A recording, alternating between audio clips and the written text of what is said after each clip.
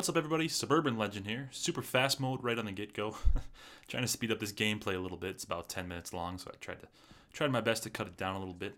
Anyways, I'm bringing you guys a quick game of Kill Confirmed today, and I'm going to talk about a few random topics. Number one is competitive gaming.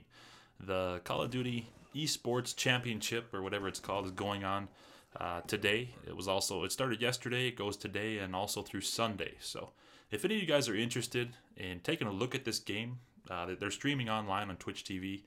They have announcers, and they use the Call of Duty CODcaster feature. CODcast. David Vonderhaar stole that from me. If you're one of my old-time fans, I used to have a podcast about 3 years ago called the CODcast, and now he jacked me. I don't know if he really jacked me. I discontinued that thing after a couple of months. But anyways, before I get sidetracked even further, this Call of Duty Esports Championship thing that I was talking about, I watched it today, and I watched Farico Impact taking on Optic Gaming. I'm sure all of you have heard of Optic Gaming. Farico Impact is a fairly new team on the scene, but they're also extremely popular, gaining a lot of respect very fast. And, after beating Optic today, everyone's going to know who they are. It was arguably the top two teams in the U.S. squaring off against each other, and it was actually a lot of fun. I don't watch much competitive gaming online, especially on Call of Duty. I've watched maybe one match before, and it was really boring. So I don't know why I decided to give this one a chance. I saw everyone on Twitter freaking out about it, so I watched pretty much the whole match, and I have to say it was awesome. It was unbelievably entertaining. Farico Gaming is just unbelievable. I mean, they came out and they dominated Optic right away in a game of Hardpoint. And this guy on Farico, his name's Farico Karma, I believe, went like 46-13 against Optic in Hardpoint. I mean, this guy's out there just dropping kill streaks like your big time YouTube commentator, but he's not doing it against a scrub lobby. He's playing against some of the best gamers in the world, and this guy is arguably, if he's not one of the best, he's probably the best competitive gamer in the world right now. And if this guy even wasted his time in online public matches, and decided to put some effort into YouTube, he'd undoubtedly be a huge YouTube success. But I tried to look into him. I don't even think he has a YouTube channel. I couldn't find him. But when you're making the big bucks, winning these tournaments that pay in the multiple thousands of dollar paychecks for victories, you don't really have to worry about YouTube. So this guy, anyways, he's an absolute beast. The second game they played was Search and Destroy, and Farico went up big right away, like 4-1. And then all of a sudden, Optic Gaming came back. Optic Scumpy had just a huge kill streak. Just went straight up clutch to bring his team back. And then towards the end, there was a capture the flag match. And once again, that Farico Karma went ridiculous. He had like a 16 kill streak to end the game.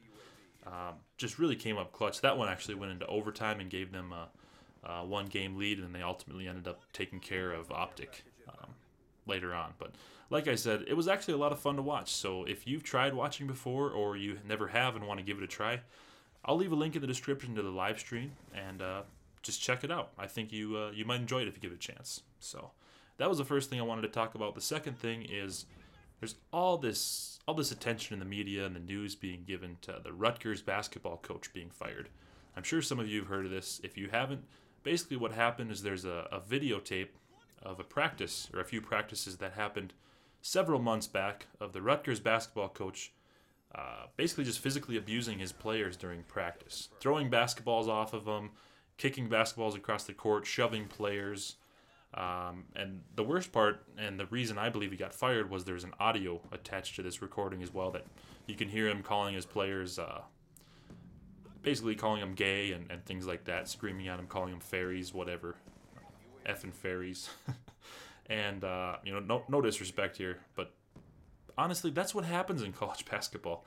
I played college basketball yesterday. I played for two different coaches.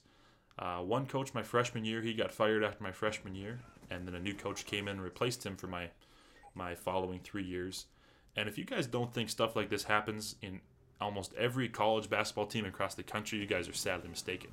I think what really pushed this situation over the edge is the amount of national attention it got, and also the calling his players gay and homosexuals and using it in a derogatory way, especially in today's, 10 years ago you could have probably got away with that, but today You can't say that stuff anymore. So you have to be smarter than that. But other than that, the kicking basketballs at players and throwing basketballs off of people's head, that honestly happened with both of my basketball coaches. I mean, same thing is with college football coaches. Those guys are insane. If you're a college sports coach, you're not an average human being. You are absolutely 110% committed to what you do.